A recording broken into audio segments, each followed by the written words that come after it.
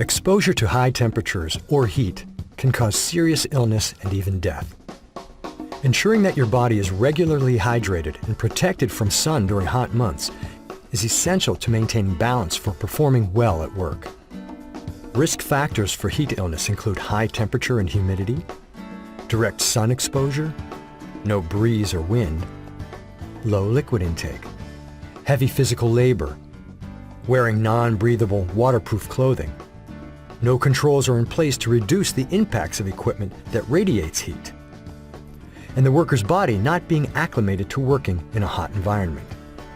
And the risk level increases with the heat index as well, so caution must be taken anytime the heat index is above 91 degrees Fahrenheit.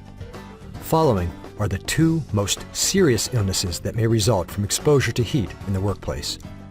First is heat stroke. This is a medical emergency that may result in death. Signs of heat stroke include confusion, loss of consciousness, and seizures. If a worker shows signs or symptoms of heat stroke, get medical help immediately and call 911. Heat exhaustion is the second most serious heat-related health problem. The signs and symptoms of heat exhaustion are headache, nausea, dizziness, weakness, irritability, confusion, thirst, heavy sweating, and a body temperature greater than 100.4 degrees Fahrenheit. There are precautions that can be taken when temperatures are high and the job involves physical work. First is hazard identification. Learn to recognize hazards such as high temperatures, humidity levels, sun, and other thermal exposures, work demands and clothing or PPE risk factors. Next is using heat identification tools to evaluate your environment on the job site, such as OSHA's Heat smartphone app or the National Weather Service Heat Index. The next precaution is to block out the sun's rays. Another is to cover up. Wear tightly woven clothing that blocks out light. Try this test. Place your hand between a single layer of your clothing and a light source. If you can see your hand through the fabric, the garment offers little protection. Use sunscreen. A sun protection factor of at least 30 or higher is recommended.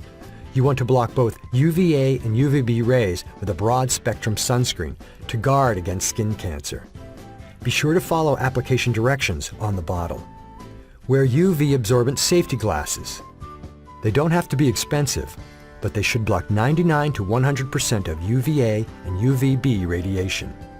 Wear a full brim hard hat to keep the sun off your neck, ears, nose, and scalp. Limit exposure. UV rays are most intense between 10 a.m. and 2 p.m. If you're unsure about the sun's intensity, take the shadow test. If your shadow is shorter than you, the sun's rays are the day's strongest. Next is hydration. Hydration is crucial to limit heat stress. Water should be available and easily accessible. The exact amount of hydration intake depends on the individual.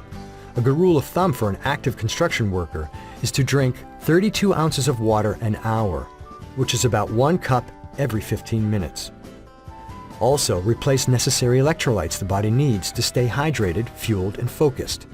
And avoid alcohol and caffeinated beverages. Both lead to dehydration. How do you know if you're dehydrated? Use a dehydration urine color chart that uses your urine color as an indication of your level of dehydration, and what actions you should take to help return your body back to a normal level of hydration. And finally, rest. Consider a modified work schedule, such as starting early morning and finishing early afternoon, to avoid the hottest times of the day.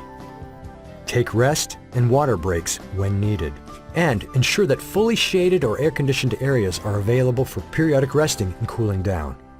Workers not used to working in higher temperatures need an opportunity to acclimatize over a period of up to 14 days.